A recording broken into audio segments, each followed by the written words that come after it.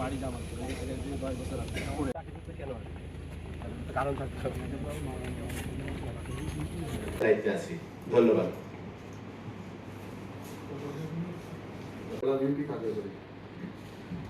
আমি কামাল উদ্দিন, খাগড়াছড়ি জেলা বিএনপি।